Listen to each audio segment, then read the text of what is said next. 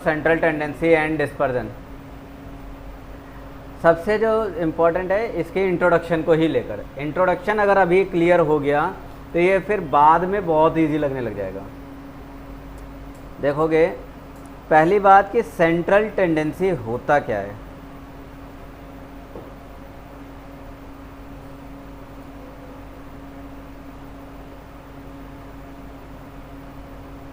Central tendency definition वगैरह लिखवाने का कोई मतलब बनता नहीं है, तुम लोग तो ऑब्जेक्टिव वाले हो। जो डाटा होते हैं हमारे पास, नंबर्स बिखरे हुए होते हैं, बिखरे भी होते हैं और अरेंज्ड भी होते हैं, है ना। पिछले चैप्टर में जो अभी ब्रेक कर दिया मैंने, जिसको मैं इस चैप्टर के बाद करवाऊंगा, उसमें तुम लोग सीखोगे डाटा का प्रेजेंटेशन। तो प्रेजेंटेशन में सिंपली हम इसे इंडेक्स में रख देते हैं, ठीक है, रख देते हैं, वो बात वहाँ सीखी जाएगी। बस आज ये सीखना है कि जो हमारे पास बहुत सारा डाटा होता है, तमाम डाटा, इसे याद तो नहीं रख पाएंगे हम, या रख लेंगे? नहीं रख पाएंगे। या फिर इतने सारे डेटा को हम एक साथ देखेंगे तो इस पर मन भी नहीं करेगा एनालिसिस करने का, इसे देखने का भी मन नहीं करेगा, है ना, आलस आ जाएगा। इसलिए कोई एक ऐसा नंबर मिल जाए जो इस पूरे डाटा को रिप्रेजेंट करता हो। लॉग होता है ना, बड़े डाटा को छोटे में दिखाता है। लॉग सुना है?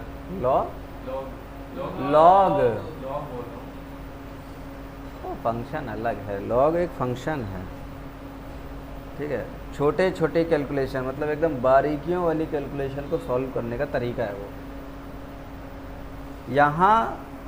यहाँ पर क्या है कि इस पूरे डाटा को एक नंबर रिप्रेजेंट करे, बस वो नंबर ढूंढना है हमें, हैं। अब मान लो कोई बच्चा है, वो ग्रेजुएशन में है, हर साल उसके पास, हर साल नहीं, हर सेमेस्टर में उसके पास 5-5 सब्जेक्ट आ रहे हैं, 6 सेमेस्टर हैं, तो टोटल कितने सब्जेक्ट हो गए? 30। हर सब्जेक्ट में उसके अपने कुछ कुछ मार्क्स आए हैं। अब उसे सारे मार्क्स वो याद रख पाएगा? मुश्किल होता है ना, बहुत मुश्किल होता है। इसलिए एक तरीका निकाला जाता है, परसेंटेज निकालते हैं ना। परसेंटेज मान लो उसकी आई है 65%। अब ये 65% बता रहा है कि उस बच्चे के हर सब्जेक्ट में लगभग 65 के आसपास नंबर आए हैं आउट ऑफ 100।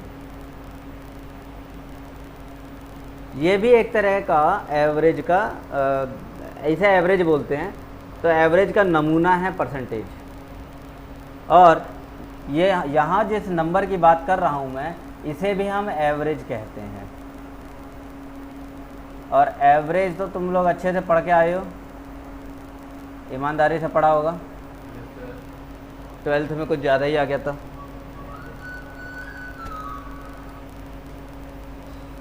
ठीक, यही कहलाता है सेंट्रल टेंडेंसी। सेंट्रल मतलब सेंटर, लगभग बीचों बीच का कोई एक ऐसा, हाँ, नंबर या डिजिट जो हमारे इस पूरे डाटा के लिए काफ़ी हो। बात पकड़ में आई? तो इसी सेंट्रल टेंडेंसी को जब हम और आगे डिटेल में पढ़ने लगेंगे, तब हमें पता चलेगा कि इस टेंडेंसी के 3 पार्ट हो जाते हैं। एक है मीन, दूसरा मीडियन, और तीसरा हो जाता है mode. Mean, median, mode statistics के बेस हैं, ये 3 स्तंभ हैं। ये पूरी स्टैटिस्टिक्स इनके ऊपर बेस्ड है। आज अगर ये टॉपिक तुम्हें अच्छे से समझ में आया, तो आगे के लिए, आगे जितने भी चैप्टर पढ़ोगे स्टैटिस्टिक्स में, वो तुम्हारे लिए हलवा पूड़ी जैसा रहेगा, भंडारे में मिलने वाली हलवा पूड़ी जैसी रहेगी। उसे पाने के लिए तो लाइन में लगते हैं, मशक्क़त करते हैं, लेकिन पा लेने के बाद उसमें कोई टेंशन नहीं, आराम से खा लेते हैं।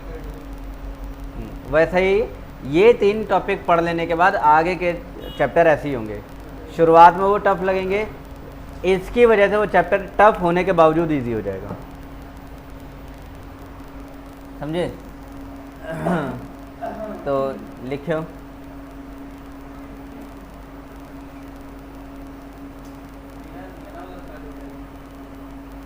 सेंट्रल टेंडेंसी में 3 बातें पढ़ोगे, मीन, मीडियन, मोड। थोड़ा यहाँ भी ध्यान देना होता है, मीन, मीडियन, मोड। और ये सारे मीन, मीडियन, मोड किसके लिए करने हैं हमें काम? तो ये करने हैं डाटा के लिए, समझ गए? ये सारा काम करना है हमें डाटा के लिए।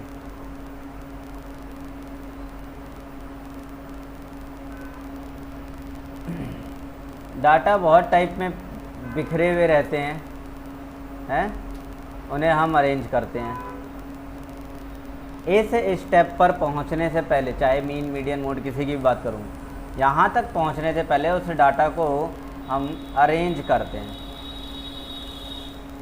ठीक है? अरेंज करते हैं और उसे हम सीरीज़ में बना लेते हैं। अब ये सीरीज़ 3 तरह की होती है, 1, 2, 3। एक हो जाएगा इंडिविजुअल सीरीज,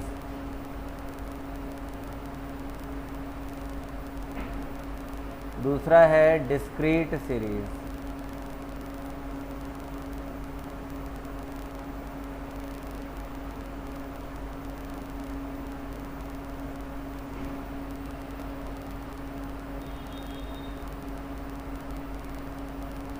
भाई स्पेलिंग ये देख लेना, स्पेलिंग तो बस ऐसी।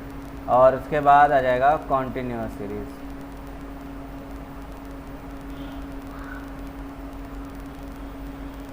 कॉन्टिन्यूअस सीरीज 3 तरह की सीरीज आ जाएंगी। इंडिविजुअल सीरीज में क्या होना है, जो नंबर होते हैं, डाटा होता है, उसे एक लाइन से लिख देते हैं बस, ठीक है? जो डाटा है उन्हें हम क्या करेंगे, बस एक लाइन से लिख देंगे। फॉर एग्ज़ाम्पल, अगर हमारे पास क्लास में 20 बच्चे हैं, तो उन 20 बच्चों का 1, 2, 3, 4, 5, 6, 7, 8, 9, 10, 11, 12, 13, 14, 15 और चलो 15 ही मान लेते हैं, जगह नहीं है अब। इन 15 बच्चों का इकोनॉमिक्स का टेस्ट हुआ 100 नंबर का, हर एक के कुछ ना कुछ मार्क्स आए होंगे। पहले बच्चे के जो मार्क्स आए, मैं मानता हूँ उसे आए हैं 45, दूसरे के 50, इसके 33, इसके 42, इसके 56, है ना? किसी के 94 भी आए होंगे, किसी के कोई फेल भी हो गया होगा, होंगे कि नहीं होंगे? इस तरह से करके ये सारे जितने भी हैं सबके मार्क्स हो जाएंगे। और इन्हीं मार्क्स को जब हम लाइन से लिखते हैं तो ये एक सीरीज़ बन जाती है, जिसे हम बोल देते हैं इंडिविजुअल सीरीज़। आ गया समझ में? तो इस केस में हम क्या करेंगे, यहाँ पर सीक्वेंस नंबर लिखेंगे या सीरियल नंबर लिख देते हैं, और यहाँ पर बच्चों द्वारा प्राप्त किए मार्क्स। सीरियल नंबर लिख दो या बच्चे का नाम लिख दो, एक ही बात है। तो नाम से बढ़िया होता है उसका रोल नंबर, है ना? मेहनत कम हो जाती है, तो रोल नंबर लिख दो और उसके मार्क्स लिख दो, बस हो गया ये। और ये सीरीज़ बन गई इंडिविजुअल सीरीज़। फिर आए डिस्क्रीट सीरीज़ पर। तो डिस्क्रीट सीरीज़ भी इंडिविजुअल की तरह ही है, बस फ़र्क ये है कि डिस्क्रीट को तब बनाया जाता है जब डाटा इंडिविजुअल के मुकाबले ज़्यादा हो हमारे पास। जैसा मेरे पास 15 बच्चे ना होकर 150 बच्चे थे। कितने बच्चे थे? 150 बच्चे थे।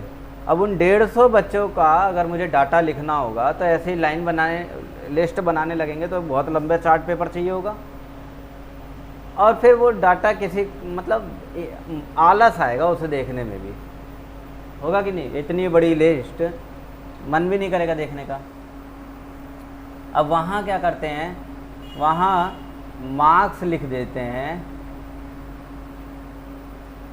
सबसे छोटा वाला मार्क्स, मतलब बच्चों ने जो जो नंबर गेन करे हैं उनमें जो सबसे छोटा होगा उसे यहाँ लिख देंगे, लोएस्ट वाले को, और उसके बाद दूसरा उससे बड़ा वाला नंबर जो बच्चों ने गेन किया है, फिर उससे बड़ा वाला नंबर लिख देंगे, फिर उससे बड़ा, सारे मार्क्स लिख देंगे। बस हाँ ये थोड़ा सा ध्यान रखना है कि जो जो मार्क्स गेन किए हैं बच्चों ने उसे हम या तो असेंडिंग ऑर्डर में या डिसेंडिंग ऑर्डर में लिख दें।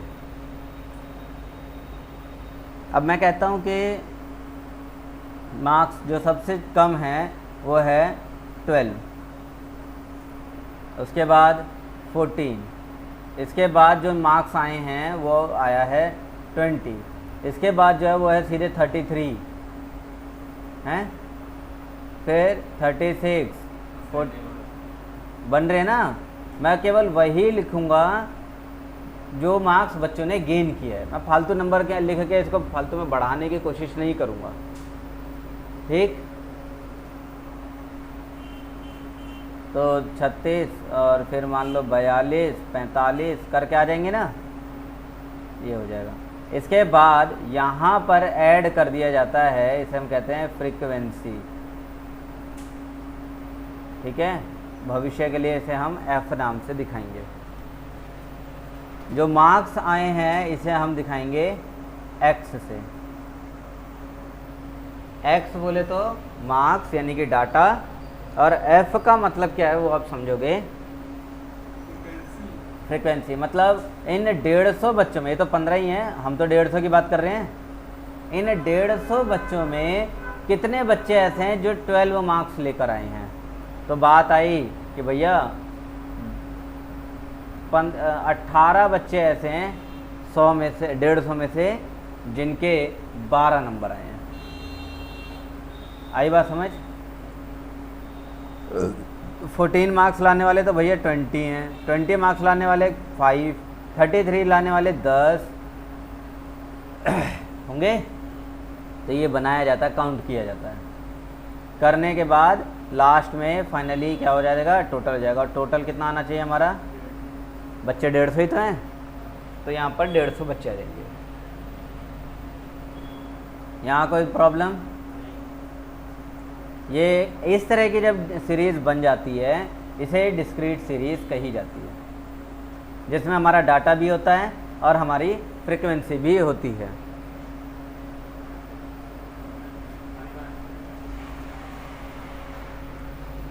समझ में आ गया।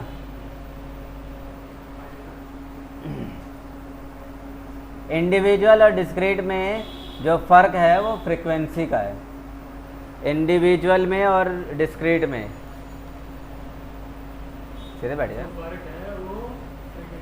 फ्रीक्वेंसी। इंडिविजुअल सीरीज में फ्रीक्वेंसी नहीं आएगी, डिस्क्रीट में फ्रीक्वेंसी आ जाएगी, बस यही फ़र्क है। इंडिविजुअल वहाँ लगा दिया जाता है जहाँ डाटा हमारा बहुत छोटा सा हो, कम डाटा हो। ज़्यादा डाटा होगा तो डिस्क्रीट लगा देंगे, और ज़्यादा होगा तो, और डाटा हमारा बड़ा हो तब क्या करें, तब कंटिन्यूस पे पढ़ेंगे। और कंटिन्यूस में रेंज बढ़ जाती है। अब समझो कंटिन्यूस के लिए भी देखो गुरुओं, देखो अभी भी नहीं देख रहे, समझ लो पहले।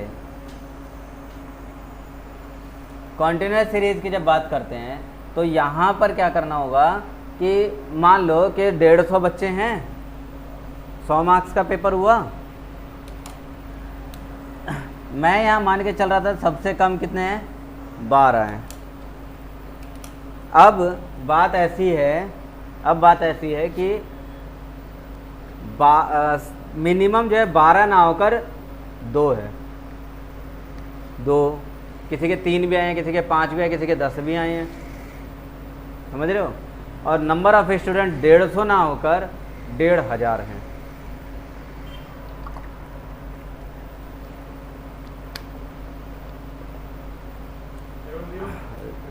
ठीक है, 150 ना होकर कितने हैं? 1500 स्टूडेंट्स हैं। कोई 2 नंबर ला रहा है, कोई 5 नंबर, कोई 10 नंबर, कोई 12, 13, 15, मतलब बहुत सारा। फिर तो 0 से लेकर 100 तक मार्क्स, 0 से लेकर 100 तक कुछ भी लेकर आ सकता है ना बच्चा।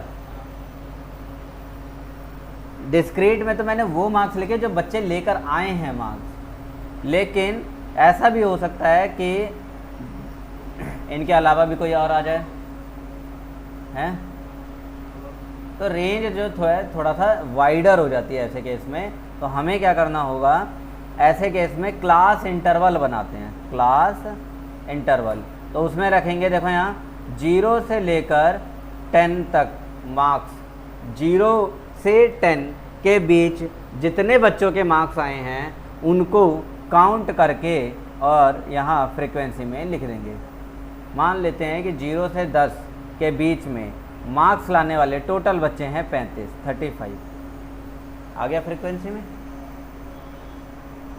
तो दिक्कत ऐसे ही अगला बन जाएगा 10 to 20, फिर अगला बनेगा 20 to 30, देन 30 to 40।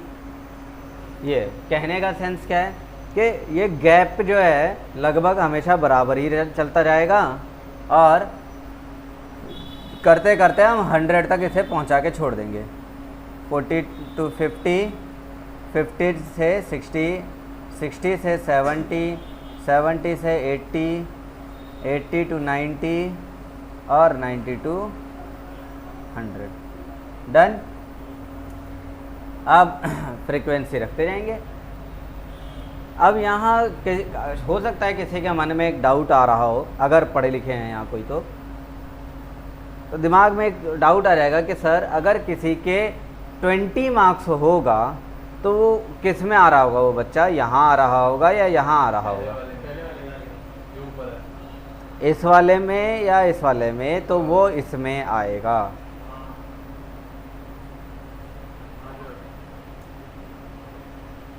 ठीक है, किसी के 50 मार्क्स आए होंगे तो वो कहाँ होगा बताओ? 50 to 60 में, इसमें मिल जाएगा, है? तो ये ग्रुप बना दिए, ग्रुपिंग कर दी। इन्हें कहा जाता है लोअर लिमिट। ठीक है जी। और ये वाली पूरी line upper limit, lower limit and upper limit. ठीक, यहाँ से प्रेजेंटेशन वाला ज़्यादातर हिस्सा ख़त्म हो गया। अब यहाँ मैं सेंट्रल टेंडेंसी स्टार्ट कर देता हूँ। जब भी सेंट्रल टेंडेंसी हो, चाहे आगे का कोई भी चैप्टर हो, उसमें जब कोई बात करेंगे, किसी भी टॉपिक को पढ़ेंगे, तो याद रखना उसे इंडिविजुअल सीरीज़ के लिए अलग से पढ़ना है, डिस्क्रीट सीरीज़ के लिए अलग से पढ़ना है, कॉन्टिन्यूस सीरीज़ के लिए अलग से पढ़ना है। ठीक है, ठीक। अब आ जाते हैं अपने टॉपिक पर। चाहो तो इसे कॉपी कर लो जल्दी से, उधर करने दो बाकियों को।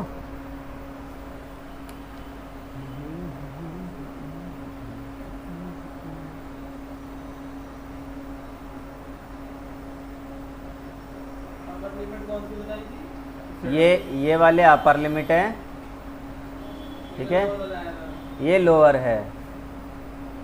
अरे ये लोअर है और ऐसे वाले, ये हो गए लोअर और ये वाले हो गए अपर। पढ़ते हैं। सेंट्रल टेंडेंसी का मीन भी पढ़ना है, मीडियन भी पढ़ना है और मोड भी। और फिर बता रहा हूँ, तीनों सीरीज़ के लिए पढ़ना है, इंडिविजुअल, डिस्क्रीट और कॉन्टिन्यूस के लिए। तो अब पहले मीन के बारे में डिस्कशन कर लेते हैं। मीन को एक नाम और दिया जाता है एरिथमेटिक मीन, ठीक है, और एक नाम दिया जाता है जिसे हम कहते हैं एवरेज।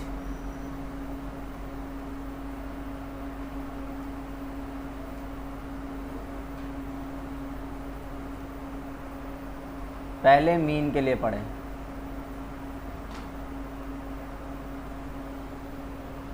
तो मीन क्या हो जाता है? मीन होता है एवरेज। एवरेज, और एवरेज के लिए तुमने बचपन में कभी पढ़ा होगा कि एवरेज निकालने का फॉर्मूला होता है sum of observations, sum of observations upon में नंबर ऑफ ऑब्जर्वेशंस।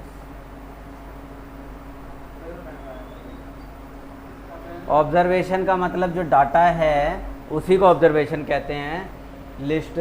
तो उसे क्या कर देना है? ऐड, डाटा को ऐड कर देना है, प्लस कर देना है, तो वो न्यूमरेटर में आ जाएगा, और डिनोमिनेटर में जितने डाटा हैं उन्हें काउंट करके लिख देना है। Sum of observation divide number of observation, ये तो एवरेज का फॉर्मूला हो गया। एवरेज को ही क्या बोलते हैं? मीन। तो इसका मतलब मीन का भी यही फॉर्मूला हो गया, ठीक है ना। तो बचपन में तो इतना ही पढ़ा होगा, ठीक है। तुम्हारा अपने जो बचपन का प्यार था वो इतना ही था, इसके आगे का यहाँ पर जवानी का प्यार शुरू होगा। मीन जो है, तुम यहाँ जो मीन पढ़ने जा रहे हो वो 3 हिस्सों में पढ़ोगे। 3 तरह के मीन हैं।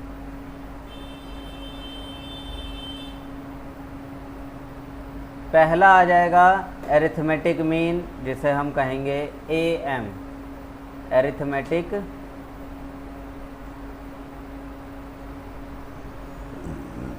मीन।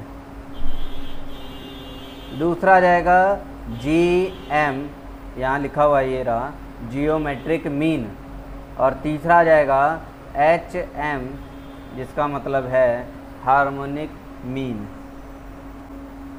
तो एरिथमेटिक मीन यही है, sum of observation upon number of observation. ये रहा, डाटा को मैंने x बताया था। अब डाटा तो बहुत सारे हैं। पहला डाटा कॉल्ड x1, दूसरा डाटा कॉल्ड x2, तीसरा वाला x3, x4, x5, चलता जाएगा। डिवाइड में क्या जाना है? नंबर्स ऑफ ऑब्जर्वेशन, यानी कि सबको टोटल करके डिवाइड कर देना है n से। अब मीन को जो शो किया जाता है, एरिथमेटिक मीन को, वो इस तरह से शो करते हैं, x के ऊपर डंडा, हाँ, x बार। एरिथमेटिक मीन यानी कि AM को शो करते हैं x बार से, और इसके लिए फॉर्मूला हो गया सीधे सीधे x1 plus x2 plus x3 करते करते कहाँ तक? प्लस करेंगे xn तक, और डिवाइड कर देंगे नंबर ऑफ डेटा से। इतना कर दिया। इसको एक तरीका और लिखा जाता है, n तक प्लस कर रहे हैं तो हम इसे लिख देते हैं इसे कहते हैं सिग्मा या सब्मिशन, ठीक है।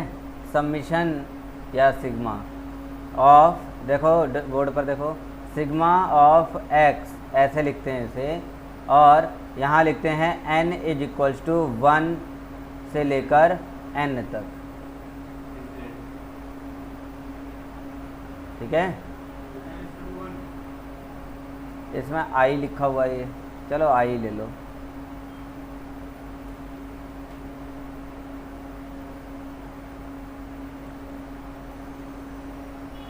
हो गया। इसको हटा के ठीक चली देता हूँ, चलो। i इज इक्वल्स टू ये, और इसको ना ऐसे लिखते हैं xi। कहने का मतलब i की जगह तुम 1 से लेके n तक सारे नंबर रख दो। एक बार 1 रखा, फिर 2 रखा, फिर 3 रखा, 4 रखा, 5 रखा। इसीलिए इसको लिखा जाता है sigma i is equals to 1 to n x की x i, और डिवाइड में n। ये हो गया फॉर्मूला अरिथमेटिक मीन का। तो इतना तुम राम गाथा और इतनी सारी बवाल ना मचाकर तुम इसे ऐसे लिख दो, सिग्मा x अपॉन n। ऐसे भी लिख दोगे, ये भी सही है।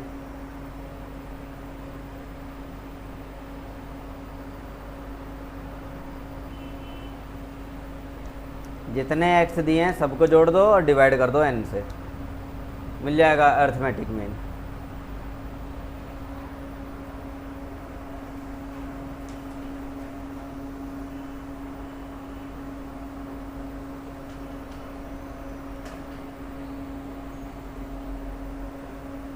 लिख लिए? तो ये हो गया। अब मैंने तुम्हें सीरीज बताई थी, कितनी सीरीज होती हैं? 3 सीरीज बताई हैं। तो मीन निकालने का फॉर्मूला तीनों में होगा। तो देखोगे अरिथमेटिक मीन के लिए, अरिथमेटिक मीन के लिए तीनों ही सीरीज में फॉर्मूले देखने हैं। 1 2 3। इंडिविजुअल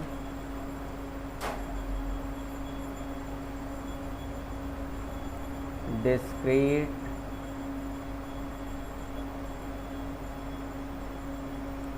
कॉन्टिन्यूस, इंडिविजुअल डिस्क्रीट और कॉन्टिन्यूस। इंडिविजुअल सीरीज में अगर मीन निकालना है तो उसके लिए फॉर्मूला तुमने देख लिया, सिग्मा x अपॉन में n कैपिटल ले लो चाहे स्मॉल ले लो, मर्जी तुम्हारी है, उसमें ऐसा कोई रॉकेट साइंस नहीं है ये, ठीक है। डिस्क्रीट सीरीज में फ्रीक्वेंसी आ जाती है ना। फ्रीक्वेंसी का मतलब है कि इतने नंबर लाने वाले इतने बच्चे हैं, और हम क्या टोटल कर रहे हैं? मार्क्स का ही तो टोटल कर रहे हैं। मैं एक एग्जांपल से इसको क्लैरिफाई करता हूँ। मान लो कि 10 बच्चे हैं, पहला, दूसरा, तीसरा, चौथा, पांचवा, छठा, सातवां, आठवां, नौवां और 10वां। इसके आए 8 नंबर आउट ऑफ 20, इसके आए 8 नंबर, इसके आए 2 नंबर, इसके आए 8 नंबर, इसके आए 12 नंबर, इसके आए 2 नंबर, इसके आए 12 नंबर, इसके 19 नंबर, इसके 19 नंबर, इसके 8 नंबर। सबको जोड़ना है। तो क्या किया जाएगा जोड़ने के लिए? कैलकुलेटर उठाएंगे और धड़ा धड़ा लगा देंगे, ठीक है। कितना आएगा?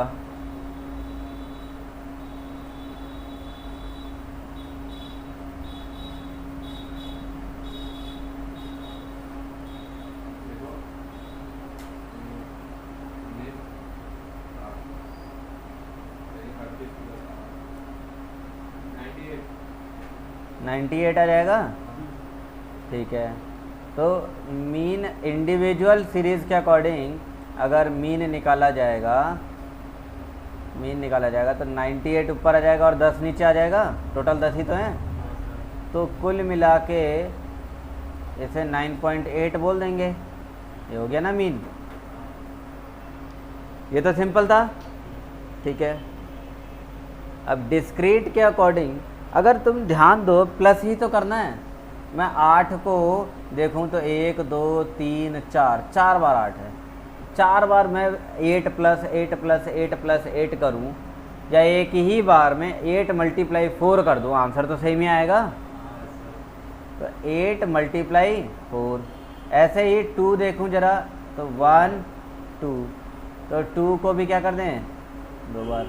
12 की बात करा जाए तो 1 2, और 19 की बात किया जाए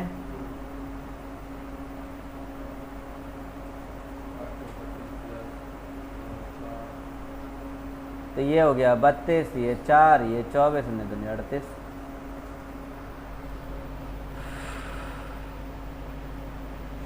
38। आएगा। 8 8 16 2 18 98 हो गया। बात तो वही आ रही है, ऐसे करो या फिर ऐसे करो। तो यही डिस्क्रीट बता रहा है। ये तो रहा हमारा, ये तो डाटा है और ये इसकी फ्रीक्वेंसी है ना। 8 तो हमारा डाटा हो गया और 4 हमारी क्या है, फ्रीक्वेंसी। तो हम कर क्या रहे हैं, डाटा और फ्रीक्वेंसी का मल्टीप्लाई करके जो आंसर आ रहा है उस आंसर को प्लस कर रहे हैं। ठीक है, तो डाटा और फ्रीक्वेंसी, डाटा हो गया x, फ्रीक्वेंसी हो गया f, दोनों को मल्टीप्लाई करेंगे तो xf या fx बन सकता है। तो यही काम हमें डिस्क्रीट में देखना है फॉर्मूला बनाते वक्त। डिस्क्रीट का अपना जो फॉर्मूला है वो बस इतना है, सिग्मा यानी कि सबको जोड़ देना है, और जोड़ना किसे है, फ्रीक्वेंसी और डाटा का मल्टीप्लाई करके जो रिजल्ट आ रहा है उसे जोड़ देना है। डन। अब नीचे डिवाइड में कितना आएगा बताओ, डिवाइड में 10 एन n लिख लो, n आ जाएगा। या ध्यान से यहाँ देखोगे तो यही तो है, 4 2 6 2 8 और 2 10, यहाँ भी उतना ही आ रहा है। f भी लिखोगे तो चलेगा। और ये वाला कॉलम f के लिए होता है, लिखा हुआ है ना फ्रीक्वेंसी, तो ये f के लिए होता है। और f वाले कॉलम को जोड़ेंगे तो ये सिग्मा f बन जाएगा।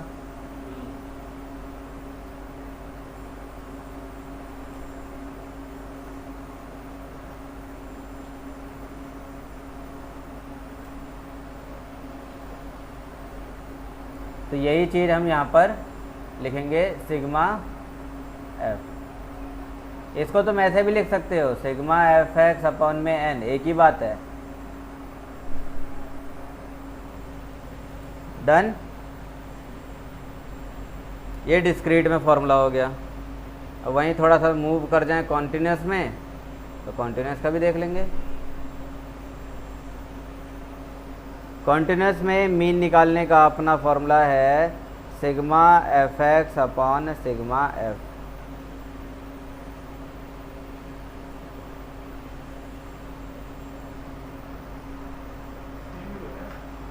सेम ही है।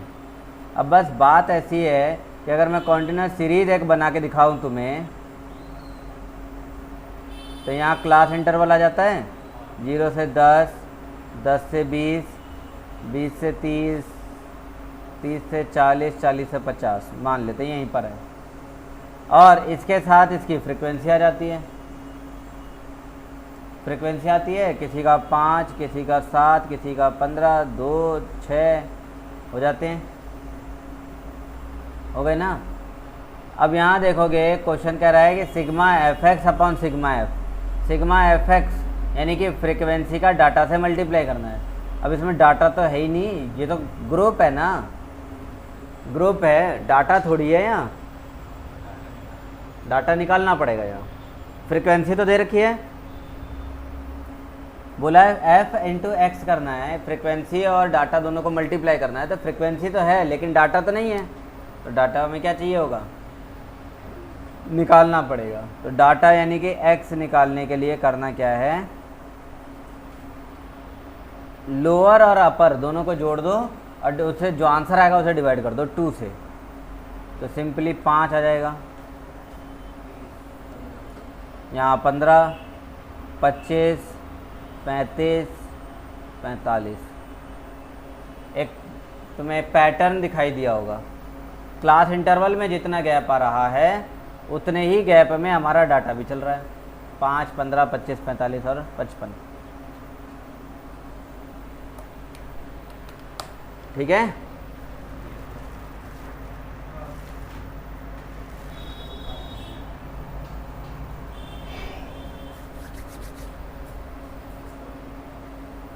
तो इतना करके हमें क्या मिलेगा, x मिल जाएगा, x मिल जाएगा। उसके बाद हम यहाँ साइड में दोनों को मल्टीप्लाई कर देंगे, f इंटू एक्स मल्टीप्लाई करके जो आंसर आएगा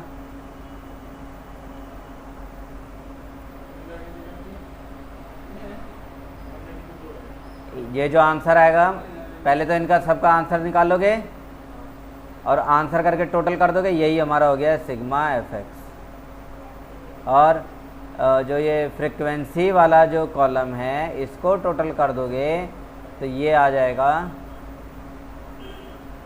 सिग्मा एफ।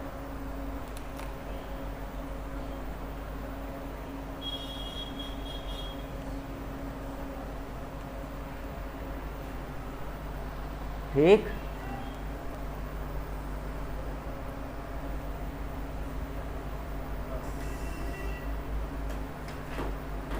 ज़्यादा पढ़ लिया क्या?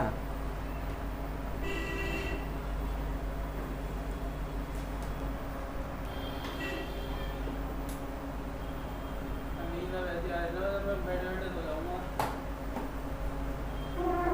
नींद मोड में जब पढ़ता ना तब नींद आ जाती है। मेरे पता नहीं पड़ता है नींद मोड।